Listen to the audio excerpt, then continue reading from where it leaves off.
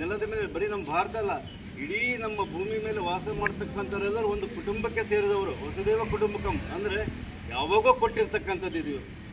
ವೇದಗಳಲ್ಲಿ ಹೇಳಿರ್ತಕ್ಕಂಥದ್ದು. ಅಂದರೆ ನಮ್ಮ ದೇಶದಲ್ಲಿ ಅಂಥ ಉನ್ನತವಾದ ವಿಚಾರ ಇಟ್ಕೊಂಡು ನಮ್ಮದೇ ದೇಶ, ನಮ್ಮದೇ ಧರ್ಮ ಶ್ರೇಷ್ಠ ನಾವು ಒಂದೇ ಹೇಳ್ಕೊಳ್ಳಿಲ್ಲ. ನಿಮ್ಮ ಧರ್ಮ ನಿಮಗೆ ಶ್ರೇಷ್ಠ, ನಮ್ಮ ಧರ್ಮ ನಮಗೆ ಶ್ರೇಷ್ಠ, ಎಲ್ಲರೂ ಯಾರನ್ನೂ ಬೇಕಾದ್ರೂ ನಾವು ಒಪ್ಕೋಬೋದು. ಅದಕ್ಕೆ ಬಸವಣ್ಣವರು ಅಂತೇಳಿ ಹೇಳ್ತಾರೆ, ಇವನಾರವ ಎನ್ನೋದು ಇವ ನಮ್ಮವ ಅಂತ. ಅಂದರೆ ನಮಗೆ ಯಾವುದೇ ವಿಚಾರ ಆಗಲಿ, ನಮ್ಮ ದೇಶಕ್ಕೆ ಯಾವುದು ಅನುಕೂಲ ಆಗುತ್ತೆ ಅಂತ ನಾವು ಸ್ವೀಕಾರ ಮಾಡೋದು. ನಾವು ಒಳ್ಳೆ ವಿಚಾರ ನಾವು ಬೇರೆ ದೇಶಕ್ಕೆ ಬೇಡ ಅಂತ ನಾವು ಹೇಳೋದಿಲ್ಲ. ಯಾವುದೇ ವಿಚಾರ ಒಳ್ಳೆ ವಿಚಾರ ಇಲ್ಲ, ಅದನ್ನು ನಾವು ಒಪ್ಕೋತೀವಿ. ಆದರೆ ನಮಗೆ ಸಂಸ್ಕೃತಿಗೆ ಅದು ಹೊಂದಾಣಿಕೆ ಆಗತ್ತೆ ಅಂತ ನಾವು ಅನ್ಕೋಬೇಕು. ಇದಕ್ಕೆ ನಾವು ಈ ಸ್ವಾತಂತ್ರ್ಯಕ್ಕೋಸ್ಕರ ಕೆಲವು ತ್ಯಾಗ ಮತ್ತು ಬಲಿದಾನ ಮಾಡ್ತಕ್ಕಂಥ ಸಣ್ಣ ಕೆಲವು ವಿಚಾರ ಹೇಳ್ತೀನಿ. ಯಾಕಂತ ಹೇಳಿದ್ರೆ ಈ ದೇಶ ಭಾಳಷ್ಟು ಜನರಿಗೆ ಅಹಿಂಸೆನೇ ಸಿಕ್ಕಿದೆ ಅಂತ ಭಾಳಷ್ಟು ಇದೆ. ಆದರೆ ಸರ್ಕಾರದ ಒಂದು ದಾಖಲೆಯ ಪ್ರಕಾರ 7,380,000 ತನಕ ಸ್ವತಃ ಬ್ರಿಟಿಷರು ನೇಣಿಗೆ ಹಾಕಿರ್ತಕ್ಕಂಥ ಒಂದು ದಾಖಲೆಗಳಿದೆ. ಅಂದರೆ ಅಷ್ಟೊಂದು ಜನ ಎಂತಿಂಥ ಸಣ್ಣ ಖುದಿರಾಮ್ ಬೋಸ್ ಕೇವಲ 18 ವರ್ಷದಲ್ಲಿ ಹೇಳ್ತಾನೆ. ಮೊದಲನೇ ಲಿಂಗ್ರ ಕೇವಲ 25 ವರ್ಷದಲ್ಲಿ. ಏನು ಸುಭಾಷ್ ಚಂದ್ರ ಬೋಸ್ ಅವರು ಇಂಡಿಯನ್ ನ್ಯಾಷನಲ್ ಆರ್ಮಿ ಅಂತ ಕಟ್ಟಿದ್ರು. ಅದರಲ್ಲಿ ಒಬ್ಬ ಹೆಣ್ಣುಮಗಳು ಕೇವಲ 14 ವರ್ಷ ಅವಳಿಗೆ ಬ್ರಿಟಿಷರ ವಿರುದ್ಧ ಕ್ವಿಟ್ ಇಂಡಿಯಾದಲ್ಲಿ ಹೋರಾಟ ಮಾಡಿದ್ದಕ್ಕೆ ಅವಳು ಜೈಲಿಗೆ ಇರಿಸ್ತಾಳೆ. ಎಂತಿಂಥ ಪ್ರೇರಣೆ ತೊಗೊಂಡ್ಕೊಳಿದ್ರು ಅಂತ ಹೇಳಿದ್ರೆ, ಸುಭಾಷ್ ಚಂದ್ರ ಬೋಸ್ ಅವರು INA ಆರ್ಮಿಯಲ್ಲಿ ಒಬ್ಬ ಹುಡುಗಿ ಇರ್ತಾಳೆ, ಮೀರಾ ನವರೆ ಅಂತ ಹೇಳಿ. ಅವಳು ದೇಶದ ಹೋರಾಟಕ್ಕೋಸ್ಕರ ಇಂಡಿಯನ್ ನ್ಯಾಷನಲ್ ಆರ್ಮಿ ಸೇರಿರ್ತಾಳೆ. ಅವಳ ಗಂಡ ಬ್ರಿಟಿಷರಲ್ಲಿ ಇನ್ಸ್ಪೆಕ್ಟರ್ ಆಗಿರ್ತಾನೆ. ಅವನಿಗೆ ಸುಭಾಷ್ ಚಂದ್ರ ಬೋಸನ್ನು ಕೊಲ್ಲಬೇಕಂತ ಅವಳಿಗೊಂದು ವಿರೋಧ ಆರ್ಡರ್ ಇರ್ತದೆ. ಯಾವಾಗ ತನ್ನ ಗಂಡನೇ ತನ್ನ ಸುಭಾಷ್ ಚಂದ್ರ ಬೋಸ್ ಹೊಡೆದಾಗ್ತಂತ ಗೊತ್ತಾಯ್ತು, ಅವಳು ಹಿಂದೆ ಮುಂದೆ ದೇಶ ನನಗೆ ಮೊದಲು ಅಂತ ಗಂಡನೇ ಹೊಡೆದಾಗ್ತಾಳೆ. ಅಂದರೆ ಎಂಥ ಒಂದು ಕಿಚ್ಚಿತ್ತು ಅಂತ ಹೇಳಿ. ಈ ದೇಶದ ಸ್ವಾತಂತ್ರ್ಯಕ್ಕೋಸ್ಕರ ಹೇಗೆ ನಮ್ಮವ್ರು ತ್ಯಾಗ ತಪಸ್ಸು ಮಾಡಿದ್ರು, ಬಲಿದಾನ ಮಾಡಿದ್ರು ಅಂದರೆ ನಾವು ಸ್ವಲ್ಪ ಮೆಲುಕು ಹಾಕೋಬೇಕು. ಯಾಕಂತ ಹೇಳಿದ್ರೆ, ಹಿಂದೆ ಗಾಂಧೀಜಿಯವರು ಈ ಸ್ವಾತಂತ್ರ್ಯ ನಾವು ಏನಾದರೂ ಉಳಿಸ್ಕೋಬೇಕು ಅನ್ನೋದಾಗಿದ್ದರೆ ಸ್ವದೇಶಿ ಮಂತ್ರ ಹಾಕಿದ್ರು. ಇವತ್ತು ಭಾರೀ ಅವಶ್ಯಕತೆ ಇದೆ. ಇವತ್ತೇನು ಆಗಲೇ ಹಿಂದೆ ನಮ್ಮ ಡಿ.ಒ. ಸಾಹೇಬ್ರು ಅಲ್ಲಿ ಹೇಳಿದರು, ಏನು ಟೆರಿಫ್ ಬಗ್ಗೆ, ಏನು ಈ ತೆರಿಗೆ ಹಾಕೋದ್ರ ಬಗ್ಗೆ 25% ಇದ್ದು 50% ಪೆನಾಲ್ಟಿ 1%. ಹೀಗಾಗಿ ನಮ್ಮ ದೇಶಕ್ಕೆ ಹೆಚ್ಚು ಪೆನಾಲ್ಟಿ ಬೀಳುತ್ತೆ. ನಾವು ಯಾಕೆ ಅಮೆರಿಕ ಕೊಡೋಕೆ ಹೋಗಬೇಕು? ಅಮೆರಿಕ ಅಂತ ನಾವು ಇನ್ನು 10 ರಾಷ್ಟ್ರ ಹುಡುಕ್ತೇವೆ, ನಾವು ಬಿಡೋದಿಲ್ಲ. ಈಗಿರೋ ಸರ್ಕಾರ ಆ ಥರದ ಸರ್ಕಾರ ಇದೆ, ಯಾವುದಕ್ಕೂ ಬೆಂಡಾಗೋದಿಲ್ಲ. ಇದೇ ಪಾಕಿಸ್ತಾನದಲ್ಲಿರತಕ್ಕಂಥ ಏನು ಆರ್ಮಿ ಚೀಫ್ ಇದ್ದಾನೆ ಮುಂದಿನ ಅಹ್ಮದ್, ಕೆಲವೇ 4 ದಿನದ ಕೆಳದಲ್ಲಿ ಹೇಳ್ತಾನೆ, ಇಡೀ ಏಷ್ಯಾದಲ್ಲೇ ನಾವು ಬರ್ಬಾದ್ ಮಾಡ್ಬೋದು ಅಂತ ಒಂದು ಅಟಮ್ ಬಾಂಬ್ ಹಾಕ್ತೀನಿ ಅಂತೇಳಿ. ಅದು ಎಲ್ಲಿ? ಅಮೇರಿಕಾದಲ್ಲಿ ನಿಂತ್ಕೊಂಡು ಹೇಳ್ತಾನೆ. ಅವನಿಗೆ ಕಂಟ್ರೋಲ್ ಮಾಡೋಕ್ಕಾಗಲ್ಲ. ಕಂಟ್ರೋಲ್ ನಾವು ಮಾಡೋದು ಹೇಗಂತ ಯಾರು ತೋರಿಸ್ಬಿಟ್ಟು ಪಹಲ್ಗಾಮಲ್ಲಿ ಆಗಿರ್ತಕ್ಕಂಥ ವಿಚಾರ ನೋಡಿಬಿಟ್ರೆ ಇಡೀ ವಿಶ್ವ ನೋಡ್ತಾ ಇದೆ ಇವತ್ತು ಭಾರತ ಹೇಗೆ ಹೋಗ್ತಾ ಇದಂತೆ. ಈಗಾಗಲೇ 5ನೇ ಸ್ಥಾನದಲ್ಲಿರೋದು 4ನೇ ಸ್ಥಾನಕ್ಕೆ ಬಂದಿದೆ. 2047 ಇಸೆಗೆ ಈ ದೇಶವನ್ನು ಅತ್ಯುತ್ತಮವಾದ ಅಭಿವೃದ್ಧಿ ಹೊಂದಿದ ರಾಷ್ಟ್ರ ಅಂತ ಕೇಳ್ತೀವಿ. ಅದಕ್ಕೆ ಭಾರತ ಯಾವತ್ತೂ ಸೋಲಿನ ಇತಿಹಾಸ ಕಂಡಿಲ್ಲ. ಇದು ಒಂದು ಸಂಘರ್ಷದ ಇತಿಹಾಸ, ಎಂದೂ ಸೋಲಿನ ಇತಿಹಾಸ ಕಂಡಿಲ್ಲ. ಇವತ್ತು ನಾವು ಬರೀ ಸರ್ಕಾರದಿಂದ ಏನಾಗೋದಿಲ್ಲ, ದೇಶದಲ್ಲಿ ಇರತಕ್ಕಂಥ ಬರೀ ಕ್ವಾಂಟಿಟಿ ಬೇಕಾಗಿಲ್ಲ, quality of the people is very important for ದೇಶನ್ ಅಂತ ಹೇಳ್ತಾರೆ. ಅದಕ್ಕೆ ನಮ್ಮಲ್ಲಿ ನಾವು ಎಲ್ಲಿ ಕೆಲಸ ಮಾಡ್ತೀವಿ ಅಲ್ಲಿ ಪ್ರಾಮಾಣಿಕವಾಗಿ ಕೆಲಸ ಮಾಡಿದರೆ ಸಾಕು. ಅದು ದೇಶಕ್ಕೆ ನಮ್ಮದು ಒಂದು ಕೊಡುಗೆ. ದೇಶಕ್ಕೆ ತೆರಿಗೆ ಕಟ್ತೀವಲ್ಲ, ಅದೊಂದು ನಮ್ಮ ಕೊಡುಗೆ. ಅದಕ್ಕೆ ಯಾವುದೇ ಒಂದು ಕೈಗಾರಿಕೆ ಇರ್ಬೋದು, ಇನ್ಯಾವುದೇ ಒಂದು ಕಚೇರಿ ಇರ್ಬೋದು, ಅದು ಉನ್ನತ ಮಟ್ಟಕ್ಕೆ ಏರ್ತದೆ ಅಂದರೆ ಅದು ದೇಶಕ್ಕೆ ಒಂದು ನಾವು ಕೊಡುಗೆ ಕೊಟ್ಟಂಗೆ. ಅದಕ್ಕೆ ಆ ದೇಶ ಎಲ್ಲಿ ನಾವು ಕೆಲಸ ಮಾಡ್ತೇವೋ ಅಲ್ಲಿ ನಾವು ಪ್ರಾಮಾಣಿಕವಾಗಿ ಕೆಲಸ ಮಾಡಿದರೆ ಸಾಕು. ದೇಶಕ್ಕೆ ನಾವು ಒಂದು ಸಣ್ಣ ಕೊಡುಗೆ ಕೊಟ್ಟಂಗೆ. ನಾವು ಬಾರ್ಡ್ರಲ್ಲಿದ್ದೇ ಕೆಲಸ ಮಾಡಬೇಕು ಅಂತಿಲ್ಲ.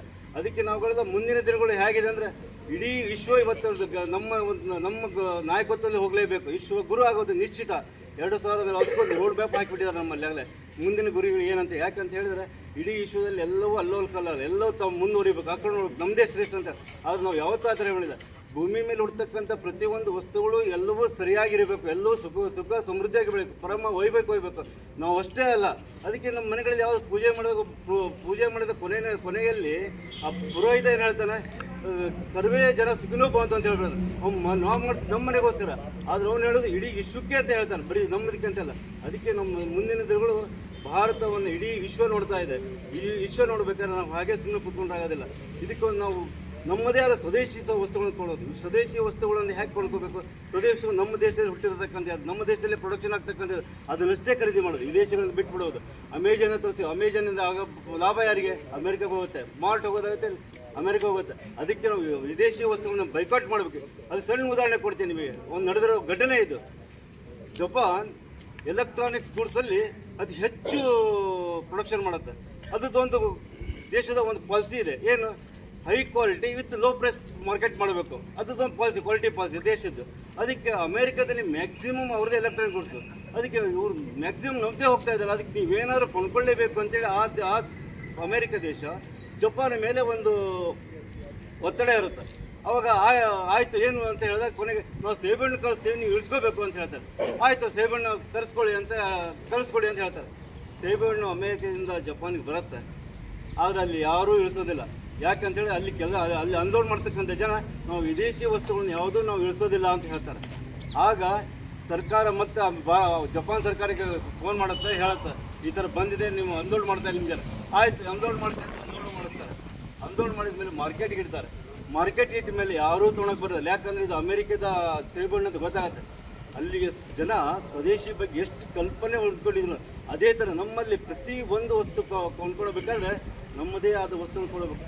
ಅವಾಗ ಅಮೇರಿಕಕ್ಕೆ ಅನ್ಸುತ್ತೆ, ಅಮೇರಿಕ ಮತ್ತೆ ಸರ್ ಯಾರು ಕೊಂಡ್ಕೊಳ್ತಾ ಇಲ್ಲ, ಯಾಕೆ ಜನಕ್ಕೆ ತಗೊಳ್ಳಿ ಅಂತ ಹೇಳ್ಕೊಳ್ಳೋ ಜವಾಬ್ದಾರಿ ನಮ್ದಲ್ಲ, ಅದನ್ನ ಏನು ಮಾರ್ಕೆಟ್ ಮಾಡೋದು ನಿಮ್ಮ ಜವಾಬ್ದಾರಿ. ಅದಕ್ಕೆ ಈಗಿನ ಪ್ರಧಾನಮಂತ್ರಿ ಹೇಳಿದ್ದಾರೆ ವೋಕಲ್ ಫಾರ್ ಲೋಕಲ್ ಅಂತ ಹೇಳಿ. ಅಂದರೆ ಸ್ಥಳೀಯವಾದ ಯಾವುದು ಪ್ರೊಡಕ್ಷನ್ ಆಗುತ್ತೋ ಅದನ್ನೇ ಕೊಂಡ್ಕೋಬೇಕು. ಅದನ್ನು ಕೊಂಡ್ಕೊಳ್ಳೋದ್ರಿಂದ ನಮ್ಮ ದೇಶ ತಾನಾಗೇ ಮುಂದುವರಿಯುತ್ತೆ.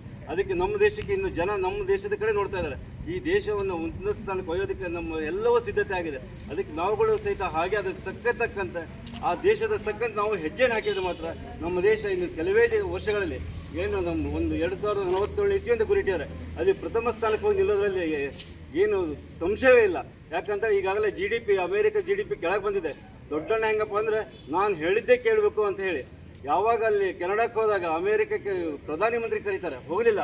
ಆ ಒಂದು ಸಿಟ್ಟಿನದಲ್ಲೇ ಇವತ್ತೆಲ್ಲವೂ ಆಗ್ತಾ ಇರೋದು. ನಾವು ಯಾವುದಕ್ಕೂ ಬಗ್ಗೋದಿಲ್ಲ. ಹಾಗೆ ಹಿಂದಿನ ರಾಷ್ಟ್ರ ಅಲ್ಲ, ಈಗ ಎದ್ದು ನಿಂತ ರಾಷ್ಟ್ರ, ಉಚ್ಚಿಷ್ಟ ರಾಷ್ಟ್ರ ಆಗಿರೋದ್ರಿಂದ ನಮ್ಮ ದೇಶ ಪರಮೊಯ್ಯಬೇಕು ಹೋಗೋದು ನಿಶ್ಚಿತ. ಅದಕ್ಕೆಲ್ಲರೂ ನಾವು ಸರಿಯಾಗಿ ದುಡಿಯೋಣ ಅಂತ ಹೇಳ್ತಾ ಈ ಒಂದು ಅವಕಾಶ ಕೊಟ್ಟಿರ್ತಕ್ಕಂಥ ನಿಮ್ಮೆಲ್ಲರಿಗೂ ನನ್ನ ಒಂದು ಧನ್ಯವಾದ ಅರ್ಪಿಸ್ತಾ ನನ್ನ ಮಾತನ್ನು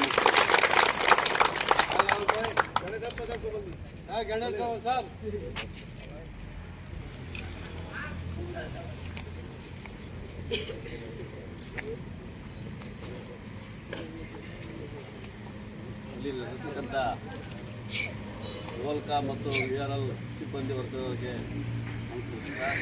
ಮತ್ತು ನಾವು ಇಲ್ಲೆಲ್ಲ ಸೇರಿರ್ತಕ್ಕಂಥ ಸೆಕ್ಯೂರಿಟಿ ಇರೋ ಮತ್ತು ನಿಮ್ಮೆಲ್ಲರ ಸದಸ್ಯರು ಎಲ್ಲರಿಗೂ ಸ್ವಾಗತವನ್ನು ಬಯಸ್ತೀನಿ. ಈ ದಿನ ಆಗಸ್ಟ್ ತಿಂಗಳು ಈಸು ದಿನ. ಅಂದರೆ ಈ ಆಗಸ್ಟ್ ತಿಂಗಳಲ್ಲಿ ಏನೇನು ಘಟನೆಗಳು ನಡೆದವು ಅಂತಂದರೆ, ಭಾರತಕ್ಕೆ 180 ವರ್ಷ ಆದಮೇಲೆ ಸ್ವತಂತ್ರ ಸಿಕ್ಕಿದೆ. ದಕ್ಷಿಣ ಕೊರಿಯಾ ಆಮೇಲೆ ಸುಮಾರು ದೇಶಗಳು ಈ ಆಗಸ್ಟ್ ತಿಂಗಳಲ್ಲೇ ಸಿಕ್ಕಿದೆ. ಅಂದರೆ ಇಂಥ ಈಸು ದಿನ ಆಗಿದೆ. ಈ ಈಸು ದಿನದಲ್ಲಿ ನಾವು 78ನೇ ವರ್ಷದ ವಾರ್ಷಿಕೋತ್ಸವ ಸ್ವತಂತ್ರ ದಿನಾಚರಣೆಯನ್ನು ಆಚರಿಸ್ತಿದ್ದೇವೆ. ಇದು ನಮಗೆಲ್ಲರಿಗೂ ಒಂದು ತುಂಬ ಹೃದಯದ ಸಂತೋಷವಾಗ್ತಾ ಇದೆ. ಈ ಒಂದು ಸ್ವತಂತ್ರ ಸಿಗುವ ಸಲುವಾಗಿ ನಮ್ಮ ಹಿರಿಯರು ಎಷ್ಟು ವೀರಾವೇಶದಿಂದ ಹೋರಾಟ ಮಾಡಿ ಅವರು ನಮಗೆ ಸ್ವತಂತ್ರವನ್ನು ತರಿಸಿಕೊಟ್ಟಿದ್ದಾರೆ. ಅವ್ರಿಗೆ ನಾವೆಲ್ಲರೂ ಸ್ಮರಿಸಬೇಕು ಈ ದಿವಸದಿಂದ. ಹಿಂದೆ ಯಾರ್ಯಾರು ತ್ಯಾಗ ಮಾಡಿದ್ದಾರೆ ಅವರಿಗೆಲ್ಲ. ಸೊ ಅದನ್ನು ಈ ಒಂದು ಸ್ವತಂತ್ರ ಸಿಕ್ಕ ನಂತರ ನಾವು ಯಾವ ಸ್ಥಿತಿಯಲ್ಲಿದ್ವಿ, ಈಗ ಯಾವ ಸ್ಥಿತಿಯಲ್ಲಿದ್ದೀವಿ, ಇದಕ್ಕೆಲ್ಲ ಯಾರ್ಯಾರು ಎಷ್ಟೆಷ್ಟು ಕಷ್ಟಪಟ್ಟರು, ಈ ಲೆವೆಲಿಗೆ ಬರ್ಬೇಕಾದ್ರೆ ಎಷ್ಟು ಕಷ್ಟ ಆಗ್ತಾ ಇದೆ. ಸೊ ಅದನ್ನು ನಾವು ಮನದಲ್ಲಿಟ್ಟುಕೊಂಡು ಈ ಮುಂದಿನ ಅಭಿವೃದ್ಧಿಗೆ ಯಾವ ರೀತಿ ಅಭಿವೃದ್ಧಿ ಅಂತಂದರೆ ಶೈಕ್ಷಣಿಕವಾಗಿರ್ಬೋದು, ಸಮಾಜ ಸ್ಥಿತಿಯಲ್ಲಿರ್ಬೋದು, ರಾಜಕೀಯದ ಸ್ಥಿತಿಯಲ್ಲಿರ್ಬೋದು, ಆಮೇಲೆ ಒಂದು ಒಳ್ಳೆ ಟೆಕ್ನಾಲಜಿಯಲ್ಲಿರ್ಬೋದು, ಈ ಥರ ಒಂದು ಸಮಾಜದ ಉದ್ಧಾರಕ್ಕಾಗಿ ನಾವೆಲ್ಲರೂ ಶ್ರಮಿಸಬೇಕು. ಈಗಿನ ಸಮಾಜ ಸ್ಥಿತಿಗೆ ಉದ್ಧಾರ ಆಗಬೇಕು ಅಂತಂದರೆ ನಾವು ಯುವ ಪೀಳಿಗೆಗೆ ಸಹಕಾರ ಕೊಡಬೇಕು. ಅವ್ರನ್ನ ಮುಂದೆ ಬಿಡಬೇಕು. ಅವ್ರನ್ನ ಮುಂದೆ ಬಿಟ್ಟು ನಾವು ಮುಂದಿನ ದೇಶ ಉದ್ಧಾರಕ್ಕಾಗಿ ಎಲ್ಲರೂ ಶ್ರಮಿಸಬೇಕು ಅಂತೇಳಿ ನಾನು ಎರಡು ಮಾತನ್ನು ಮುಗಿಸ್ತೀನಿ.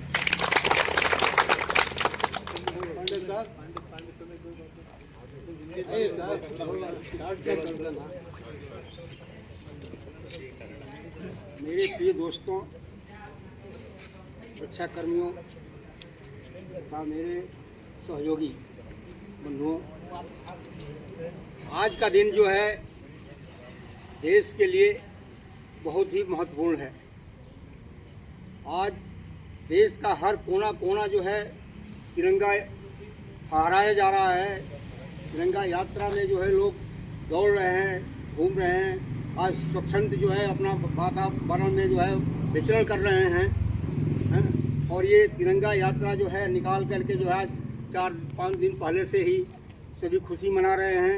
यह हम लोगों के लिए बहुत सौभाग्य की बात है। आज से 80 साल पहले जो है हम लोग जो है हंस नहीं सकते थे, बोल नहीं सकते थे, बात नहीं कर सकते थे, बाहर नहीं निकल सकते थे। ऐसा जो है हम लोगों का जो है कल्चर था, क्योंकि हम लोग जो इस गुलामी में बंधे हुए थे कि हम लोग हंसते तो भी जो है हमारे ऊपर कार्रवाई होता, बोलते तो भी कार्रवाई होता, घर से बाहर निकलते तो भी कार्रवाई होता। लेकिन हमारे महानुभाव महापुरुषों ने इस देश के लिए जो बलिदान दिया, जो महत्वपूर्ण योगदान दिया, आज उसका परिणाम है कि हम लोग जो है आज देश में जो है विचरण कर रहे हैं, बात कर रहे हैं, चल रहे हैं, कुछ भी बोल रहे हैं, किसी के विषय में कुछ भी बोल दे रहे हैं, कोई आपसे विचरण नहीं है। लेकिन यह देश तभी आगे बढ़ सकता है जब सभी मिल करके जो है देश का जो है सहयोग करें, तभी बढ़ सकता है। आज भारत जो है पहले आज से 10-15 साल पहले भारत जो है 70-80 नंबर पर चल रहा था ग्रोथ के मामले में, लेकिन आज जो है देखें तो आज 3-4 नंबर पर हम लोग पहुंच चुके हैं। क्यों?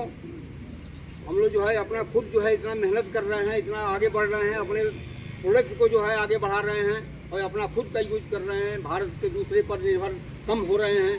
इसके लिए जो है आज हम आगे बढ़ रहे हैं। हम सभी को, देशवासियों को, सभी को, इसी कार्मिक भाइयों को, सभी को ये अपने अपने कार्य क्षेत्र में सहयोग करना और आगे बढ़ाना ये हमारा कर्तव्य है। हम इस ज़्यादा तो अभी नहीं यदि करते क्योंकि बहुत टाइम हो गया, हाँ, आगे नहीं बढ़ाना चाहते। लेकिन हम अपने बंधुओं से बात करें कि फैक्ट्री के अंदर जो भी जिसका जो कार्य है वो कार्य में उन्नति करें, कंपनी को आगे बढ़ाएं, ताकि हम लोग भी जो है देश में सहयोग कर सकें। यही हमारा शुभकामना है। जय हिंद, जय भारत।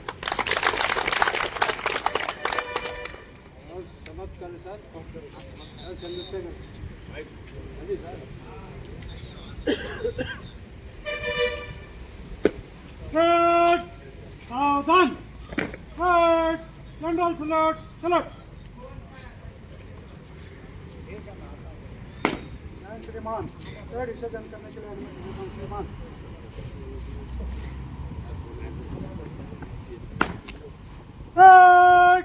विसर्जन।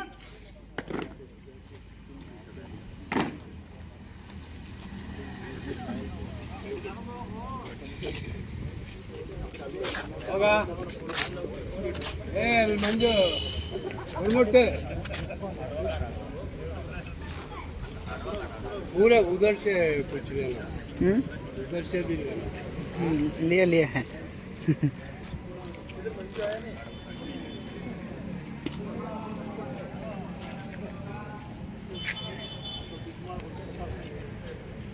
ಪಟ್ಕೊಟ್ಟಿದ್ದೆ ಪಟ್ಕೊಟ್ಟಿದ್ದೆ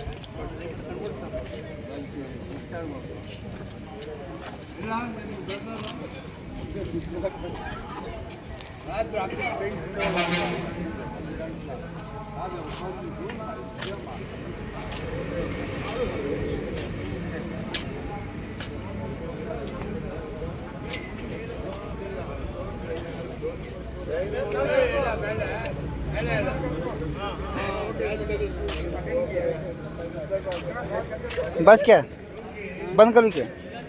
बंद करूँ क्या? बंद कर दो। किस किस का फोन है?